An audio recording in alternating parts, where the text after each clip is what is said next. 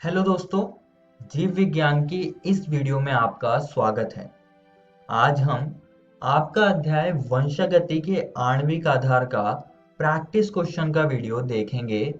इस वीडियो में हम जानेंगे कि इस अध्याय में से आपको परीक्षा में कौन से प्रश्न पूछे जा सकते हैं। तो चलिए शुरू करते हैं और सबसे पहला प्रश्न है, स्थानांतरण के दौरान राइबोसोम की दो मुख्य भूमिकाओं की सूची बनाइए। अब ये प्रश्न एकदम सरल है जिसमें कि आपको राइबोसोम के दो कार्य को लिख देना है जो कि स्थानांतरण के दौरान होते हैं। तो आइए जान लेते हैं कि इसका उत्तर हम कैसे लिखेंगे। स्थानांतरण के दौरान राइबोसोम के महत्वपूर्ण कार्य इस प्रकार हैं। पहला कार्य है, राइबोसोम उस साइट के रूप में कार्य करता है जहां प्रोटीन संश्लेषण व्यक्तिगत अमीनो अम्ल से होता है। यह दो उप एककों से बना है। छोटा उप एकक दूत आरएनए के संपर्क में आता है और एक प्रोटीन संश्लेषक कॉम्प्लेक्स बनाता है, जबकि बड़ा उप एकक एक अमीनो अम्ल बाइंडिंग साइट के रूप में कार्य करता है। इसका दूसरा कार्य है, राइबोसोम पेप्टाइड बंध के निर्माण में उत्प्रेरक का काम करता है, जैसे कि जीवाणु में राइबोजाइम होता है। आइए दोस्तों अब अगले प्रश्न की ओर चलते हैं जो कि है, यदि डीएनए के एक रज्जु के अनुक्रम निम्नवत लिखे हैं। तो आपको ये एक रज्जु का डीएनए के एक रज्जु का आपको अनुक्रम दे दिया है। तो पूरक रज्जु के अनुक्रम को 5 से 3 प्राइम दिशा में लिखे। तो इस प्रश्न में सीधा सीधा आपको एक रज्जु का अनुक्रम दे रखा है और आपसे उसके पूरक रज्जु के अनुक्रम को 5 प्राइम से 3 प्राइम दिशा में लिखना है। तो आइए देख लेते हैं कि इसका हम उत्तर कैसे लिखेंगे।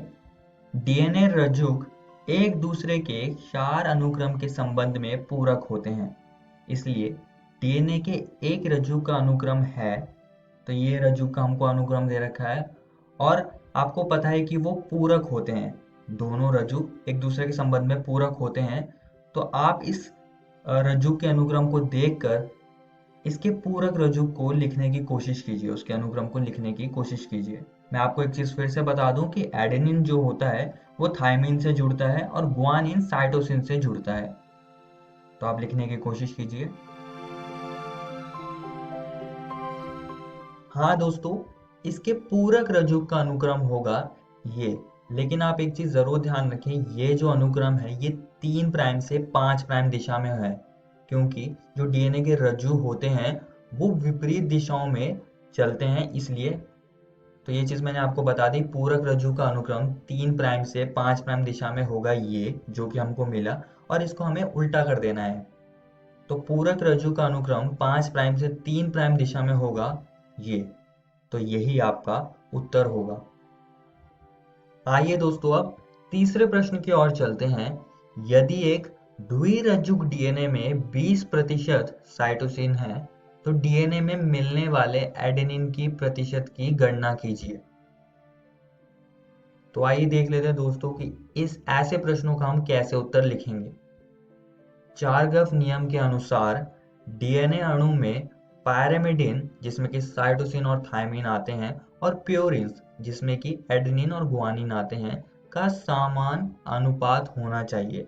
इसका अर्थ है कि एडेनिन अणुओं की संख्या थायमिन अणुओं के बराबर है और गुआनिन अणुओं की संख्या साइटोसिन अणुओं के बराबर है।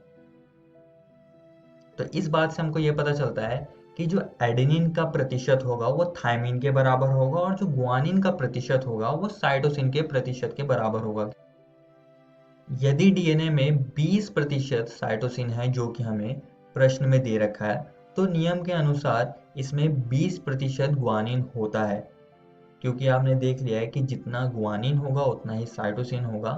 तो ऐसे करके हमने गुआनिन का प्रतिशत पता कर लिया। इस प्रकार G+C सामग्री का प्रतिशत होगा 40%, क्योंकि 20 हमने लिया साइटोसिन से और 20 हमने लिया गुआनिन से, तो दोनों को जमा करके हमें मिलता है 40%। और दोस्तों अगर आप 100 में से 40 को घटाओगे तो हमें शेष मिलेगा 60%, जो कि A+T सामग्री दोनों का प्रतिनिधित्व करता है। चूंकि एडेनिन और गुआनिन हमेशा समान संख्या में मौजूद होते हैं, इसलिए एडेनिन 30% होगा और थायमिन भी 30% होगा। तो इससे हमने इसका उत्तर पता कर लिया कि हमसे एडेनिन का प्रतिशत पूछा था और एडेनिन का प्रतिशत हमको मिला 30%। तो यही आपका उत्तर होगा इसमें। आइए दोस्तों, अब चौथे प्रश्न की ओर चलते हैं। निम्न के कार्यों का वर्णन करो। तो इसमें आपको 3 चीजें दे रखी हैं। पहला है उन्नायक यानी कि प्रमोटर, दूसरा दे रखा है अंतरण आरएनए यानी कि टीआरएनए, और आपको तीसरा दे रखा है एक्सॉन, और आपको इनके कार्यों का वर्णन करना है। तो हम एक एक करके इनके कार्यों का वर्णन करेंगे। सबसे पहले हम उन्नायक के बारे में बात करेंगे। उन्नायक डीएनए का एक क्षेत्र है जो अनुलेखन की प्रक्रिया शुरू करने में मदद करता है।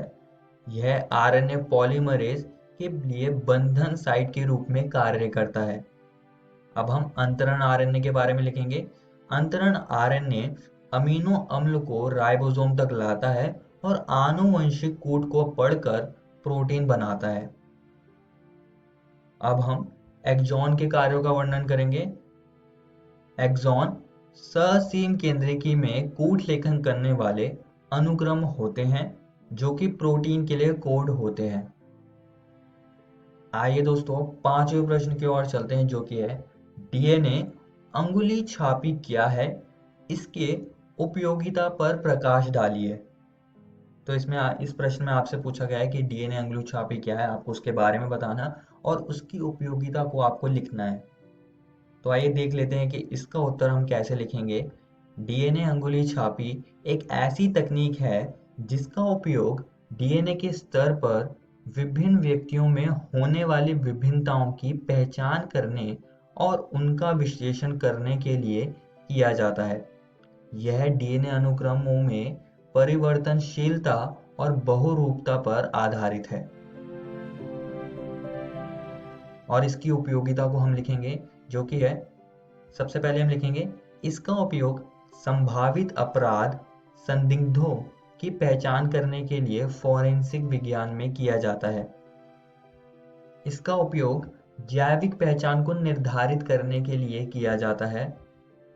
इसका उपयोग जनसंख्या व आनुवंशिक विभिन्नता का निर्धारण व व्यक्तिगत पहचान में भी किया जा सकता है। यहाँ पर दोस्तों आपके अध्याय वंशागति का आणविक आधार का प्रैक्टिस क्वेश्चन का वीडियो खत्म होता है। अगली वीडियो में हम एक नया अध्याय शुरू करेंगे जिसका नाम है विकास। धन्यवाद।